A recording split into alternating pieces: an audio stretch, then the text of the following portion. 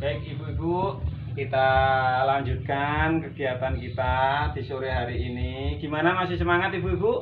Masih. Semangat, ayo tetap semangat. Meskipun hari ini mendung, kita harus tetap semangat. Oke ibu-ibu, tadi sudah dijelaskan banyak potensi-potensi kekerasan yang bisa dialami anak. Ada kekerasan fisik, ada kekerasan psikis, bahkan ada kekerasan seksual. Mari ibu-ibu, kita sekarang membahas tentang kekerasan seksual. Kita coba memahami, mendeteksi, melihat apakah seorang anak itu mengalami gejala-gejala terkait kekerasan seksual. Jadi setelah ibu-ibu mempelajari tanda-tanda atau ciri-ciri kekerasan seksual, ibu-ibu bisa antisipasi apakah anak ibu-ibu itu ada gejala-gejala semacam itu, sehingga pada tingkat selanjutnya ibu-ibu bisa harus berbuat apa, harus memahami berbuat apa. Baik ibu-ibu, kita lihat di sini sudah saya siapkan. Ini tanda-tanda atau ciri-ciri jika seorang anak mendapati perlakuan kekerasan seksual pada dirinya. Di sini ada gejala-gejala yang ditunjukkan oleh anak. Misal gerakan-gerakan tidak wajar. Si anak itu melakukan gerakan-gerakan aneh yang biasa tidak dilakukan, dia lakukan. Ini termasuk kategori gerakan-gerakan tidak wajar. Selanjutnya ibu-ibu juga bisa melihat pada fisik anak. Ada sesuatu yang berubah enggak pada fisik anak. Ini juga menjadi salah satu indikasi atau tanda-tanda seorang anak telah melakukan kekerasan, telah terjadi kekerasan seksual apa enggak. Berikutnya ada gejala-gejala tanda-tanda fisik psikis, mentalnya, ada persoalan di mentalnya. Ini gejala-gejala yang mungkin terjadi jika seorang anak mengalami kekerasan seksual. Ibu-ibu, nanti kita bagikan ini kondisi-kondisi di mana yang mungkin dialami seorang anak jika pada diri mereka terjadi kekerasan seksual. Nanti ibu-ibu ini mengelompokkan, misal anak itu ketakutan, itu masuk ciri-ciri gerakan tak wajar atau gejala-gejala fisik atau gejala psikis. Paham nggih ibu-ibu nggih? Nah, untuk ini ada beberapa kata. Mata berkedip-kedip, ini masuk mana? Misal seperti itu.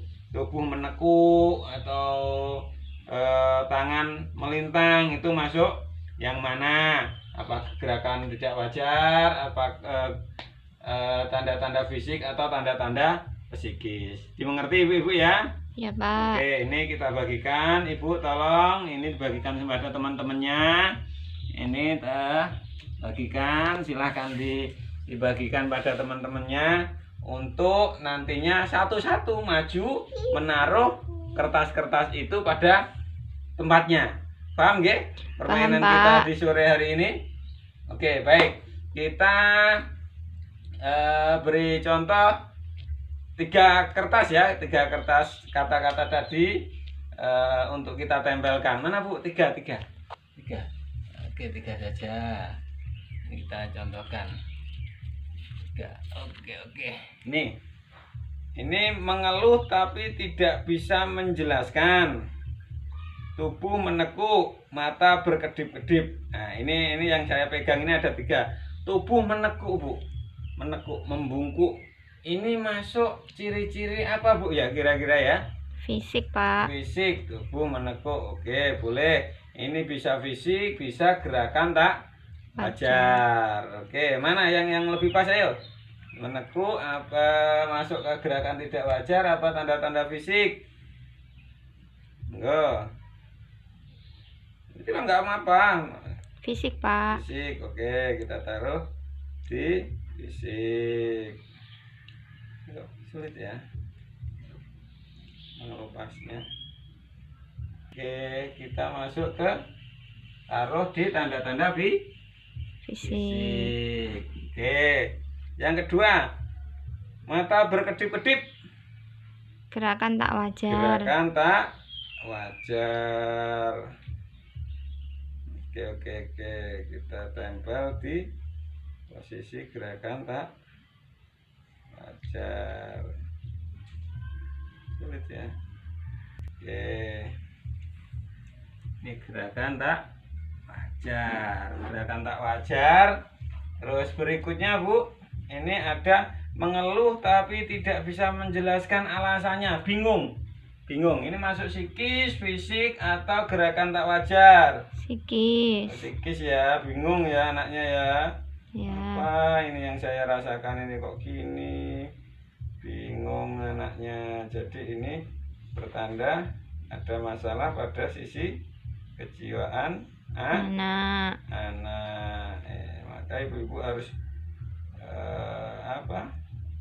seintens mungkin kalau menemukan kondisi seperti ini pada anak untuk diajak komunikasi, tanya apa sebenarnya yang terjadi. Jangan dibiarkan saja. Jadi orang tua jangan ogah-ogahan, harus waspada pada kondisi perubahan perilaku anak.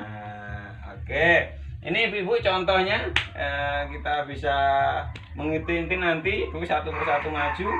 Silakan dimulai dari Ibu Hana. Oke, silakan maju.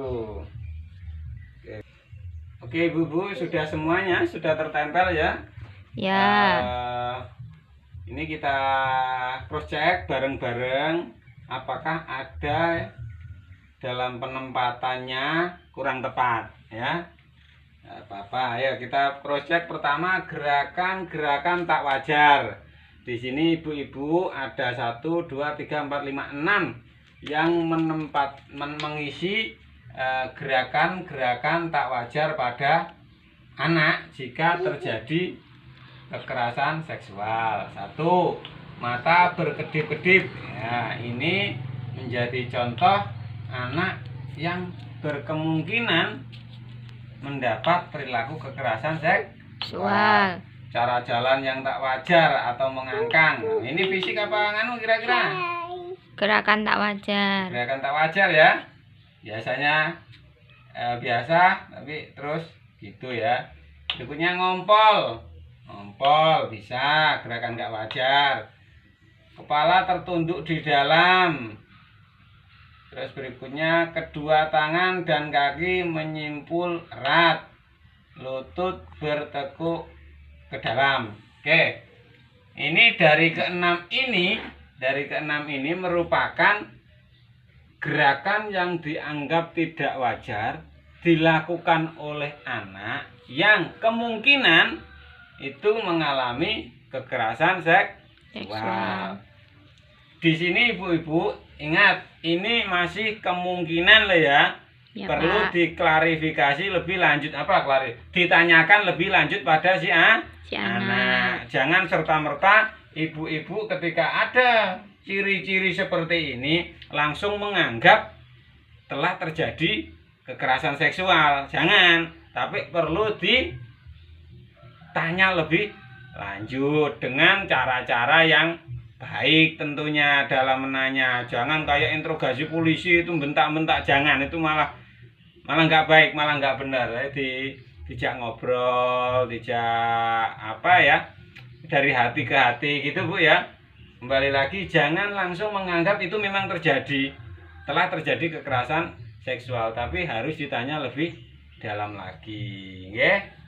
Oke. Kita lanjut untuk gejala-gejala fisik.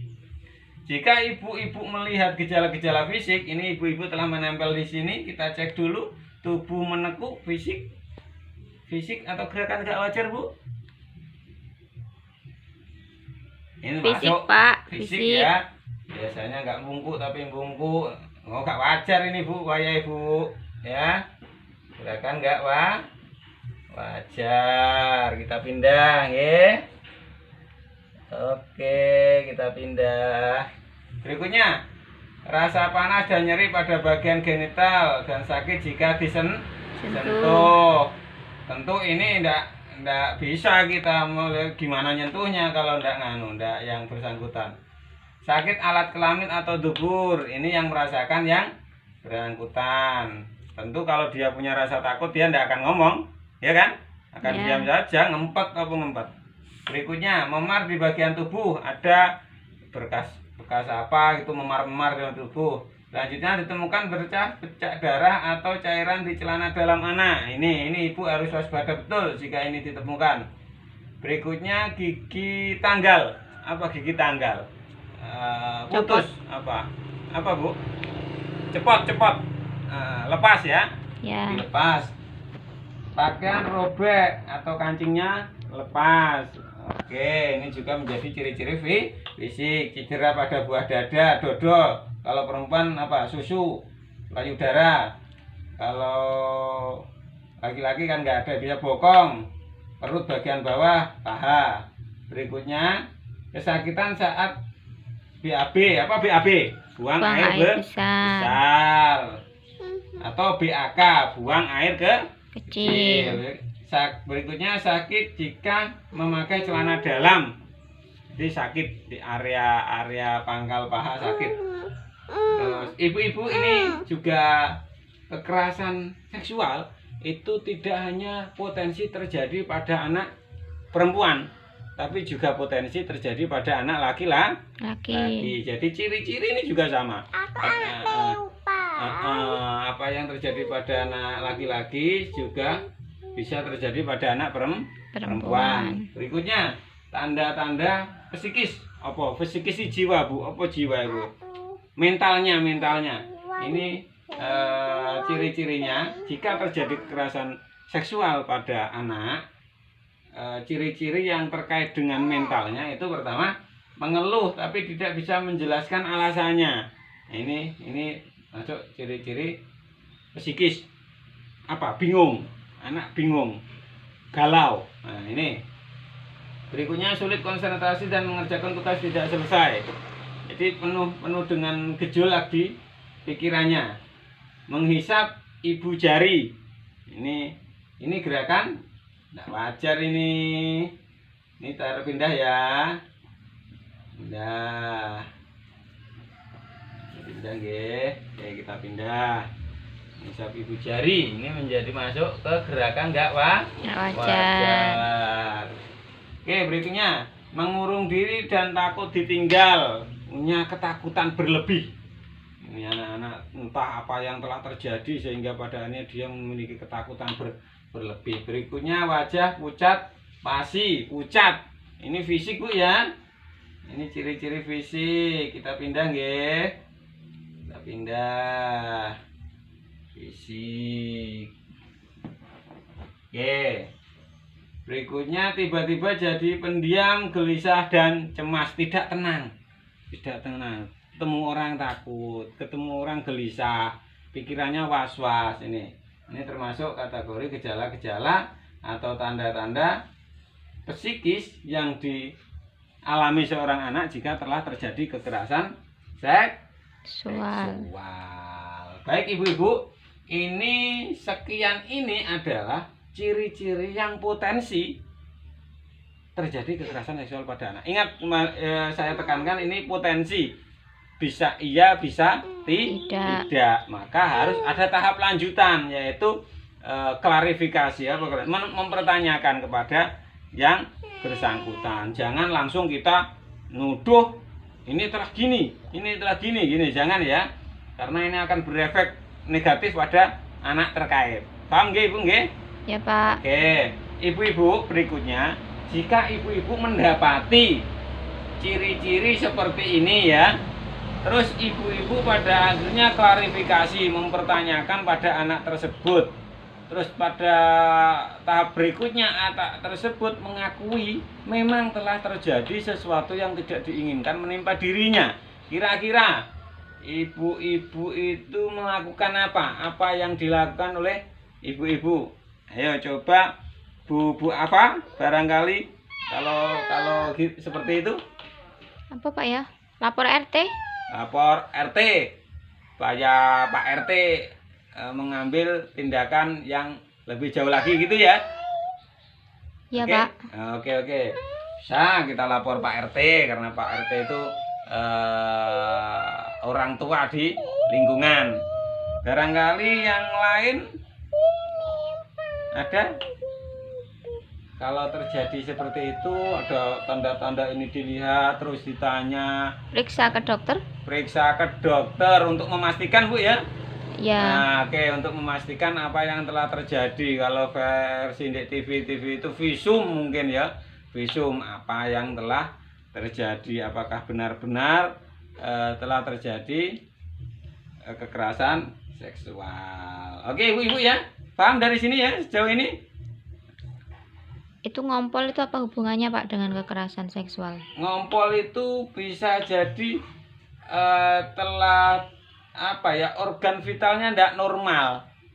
Tidak normal organ vitalnya itu. Ndak apa ya, kalau kita kan, kalau orang normal kan kalau mau pipis itu bisa ngempet ya, bisa ngempet bahasa kita. Tapi kalau mungkin anak-anak yang telah terjadi gitu jadi nggak normal gitu loh, Bu ya. Jadi nggak normal. Oke, kira-kira gitu. Ada yang perlu diobrolkan lagi yang lain mungkin? Sudah, Pak. Oke, untuk berikutnya ibu-ibu pesan dari saya ini terus diingat-ingat tanda-tanda fisik, gerakan nggak wajar dan psikis ini untuk membantu ibu-ibu toleh kanan toleh kiri di sekitar rumah ibu, tetangga ibu, bahkan atau keluarga ibu sendiri. Jika ada tanda-tanda seperti ini cepat diajak ngobrol yang bersangkutan, okay? Supaya tidak berlarut-larut, tidak lama-lama. Kasihan anak-anak yang berpotensi mendapat kekerasan seksual ini jika tidak cepat mendapat perhatian, ya, okay? Ya, Pak. Oke, mungkin dari saya itu dulu. Nanti kita lanjut setelah ini. Istirahat sebentar.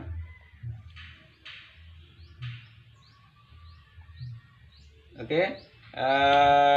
Istirahat sebentar dari saya. Terima kasih. Assalamualaikum warahmatullahi wabarakatuh. Waalaikumsalam warahmatullahi wabarakatuh.